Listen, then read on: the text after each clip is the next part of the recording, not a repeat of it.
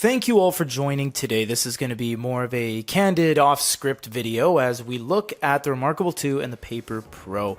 These are these two guys next to each other. We have to just check a few things. We're going to be checking note-taking, ebooks, and then the build. Reason being, there's nothing much that these guys can do outside of that. There's no multimedia, there's no apps, there's no audio, there's nothing. So it really is just a one or two trick pony. Let's get into it. Before we start the battle, we need to weigh these guys in. This is the Remarkable 2, coming in at 407 grams.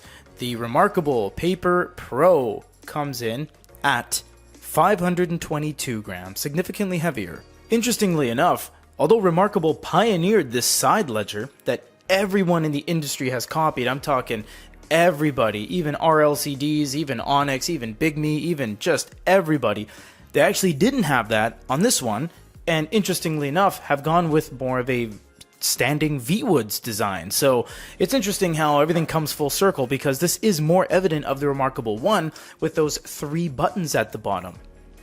Either way, there's something else we need to go over. There's 2 things we need to go over, actually, before we continue.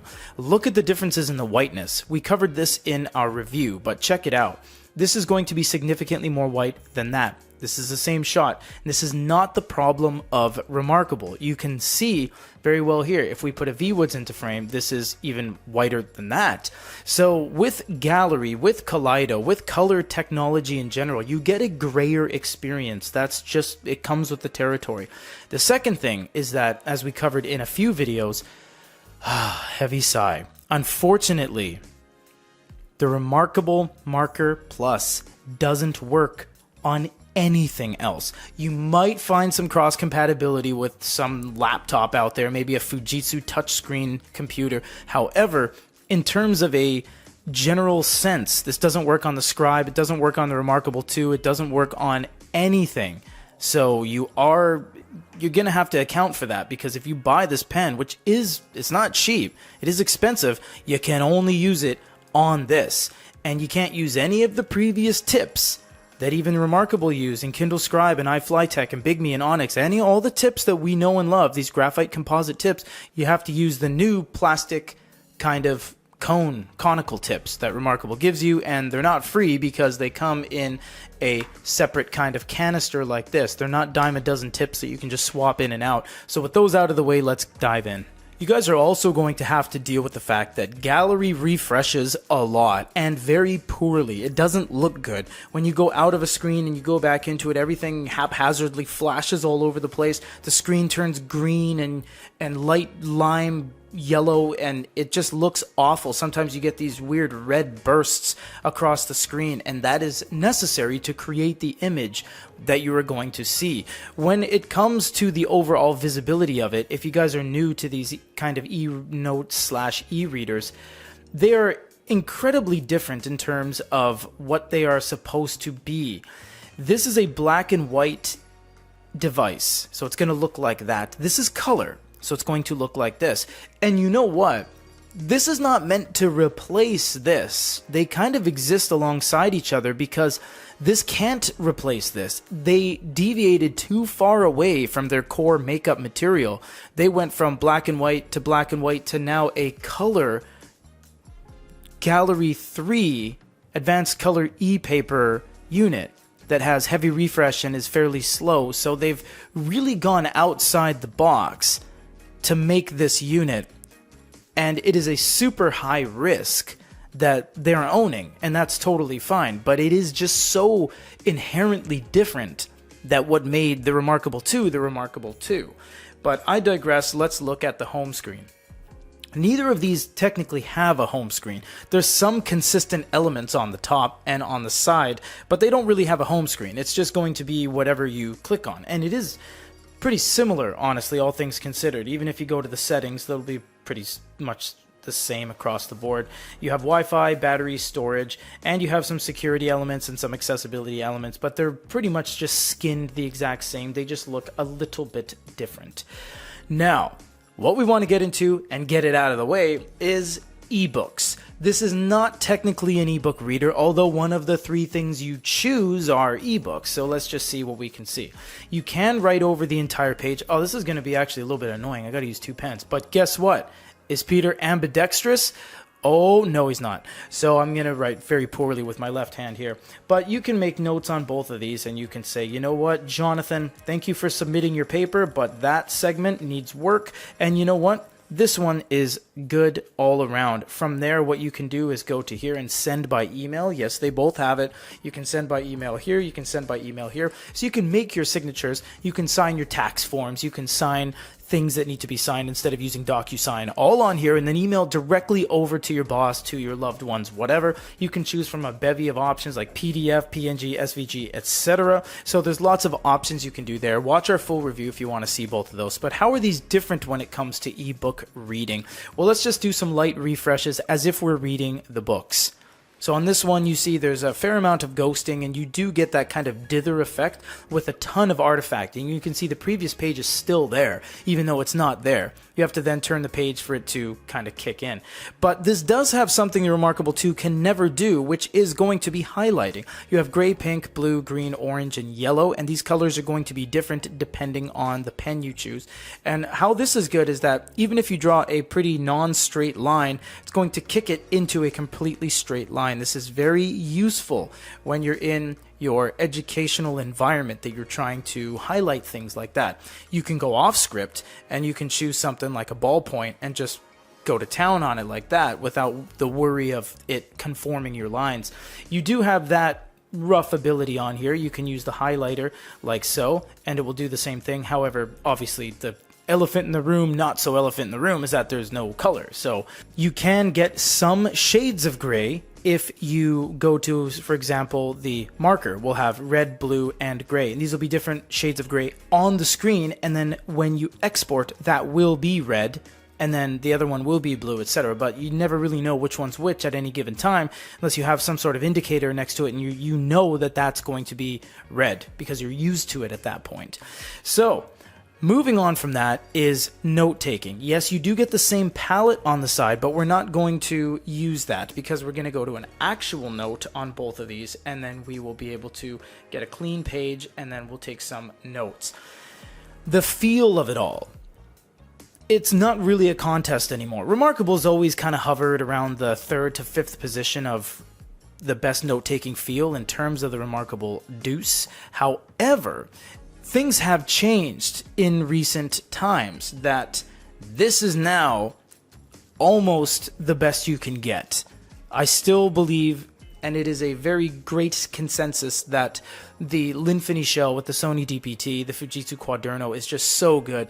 They could have had it on this if they used more of a graphite-y tip, but they did not. They went with a plasticky tip. So although it's pretty close to realistic, you do still get a lot of that digital undertones of you using a digital pen on a digital device. Obviously you are. I understand that. But what I'm saying is you lack that last step of realism, that just one more step ahead could have got you to an absolutely unparalleled level. However, there is one thing they absolutely nailed: the eraser. For the longest time, the Staedtler Norris Digital Jumbo had the best eraser in the game. This kills that eraser. This eraser is so good and so accurate and so real that I cannot think of a better eraser. Out of all the 100 plus pens we've used, this is absolutely phenomenal. The only thing I wish it did was erase live instead of giving you a indication of what will go away. I'm not a big fan of that. I like almost the realism of the live erase, which not all manufacturers give you, but some of them do. This one doesn't, unfortunately, on the Remarkable 2 either, although when it goes away, it renders quite well, I suppose. Although both of these kind of suffer from a little bit of artifacting and a little bit more on the Gallery 3 screen, and that's just it's the inherent nature of e-paper. And just to show you guys, if you haven't watched our tests, the Remarkable pen will not work on there. It only works on there. And as a reverse control, as we've done already, that will work there, and it won't work there.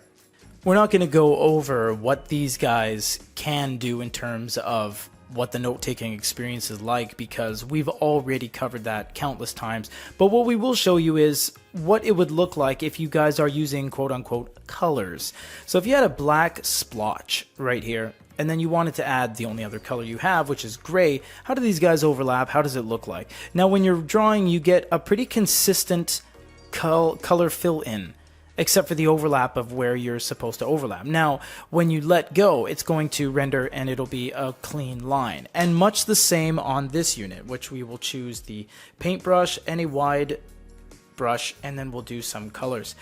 The gallery is quite nice. You know, when you're drawing, it almost looks like paint, which is cool until it renders and goes away and becomes a full color. And that's what you wanted anyways, but I would have liked to see them maybe keep one of the pens to give you a little bit more bleed and a little bit more paint-like feel. And this is the paintbrush, so this is the one that would have been the culprit to do it. Now, when you overlap everything, you'll look at how beautiful and how isolated the lines are with each other, and it doesn't blend, which is really nice. It blends while you're drawing, but then once you let go, you get this absolutely beautiful side by side with these concise borders. It looks so good, and it looks so real. Now, one of the last things we want to show you guys is the tilt function when it comes to the pencil. This is the most exciting part of it all, honestly. The tilt is so good.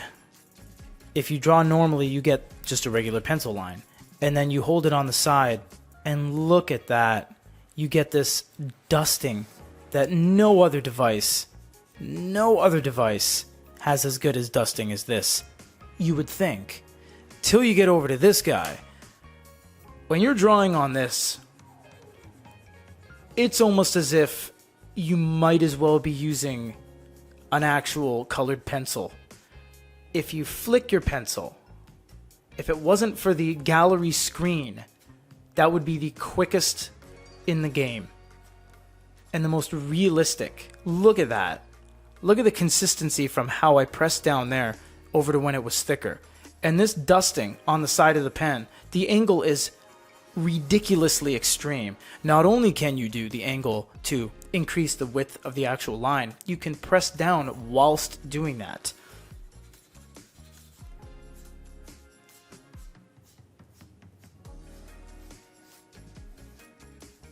Look how gorgeous that is. This makes me want to draw things, and I can't draw to save my life, but the pressure sensitivity, the control of the pressure sensitivity, you have a lot available with you, and it feels like for the first time in a long time, they've allowed you to harness it. It really does feel like you have the ability to control this to the nth degree, and it is phenomenal the way it feels on the page.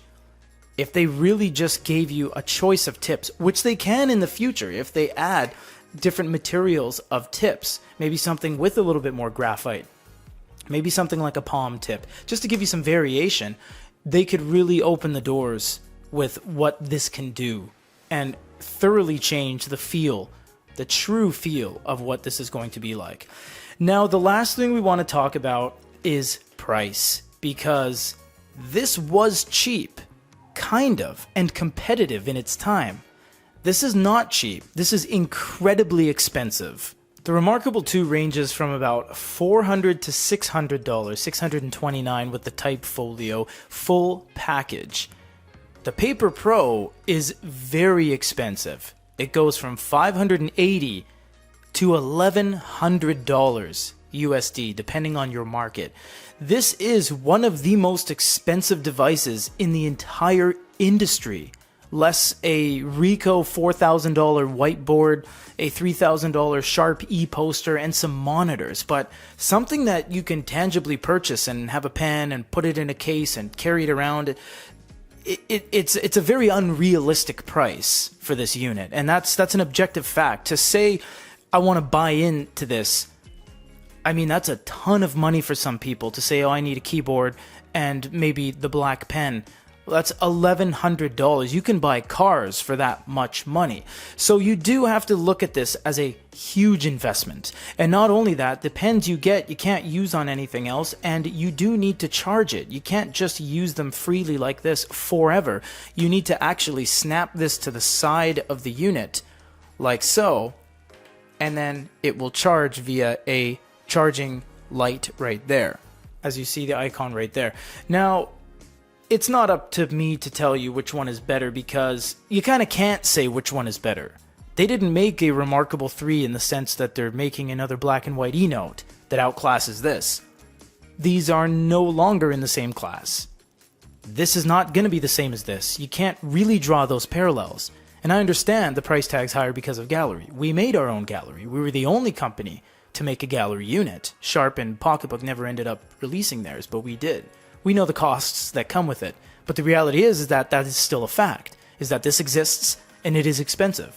This still exists, and you can shave a couple bucks off by getting a regular pen, and you can get a certified refurbished version.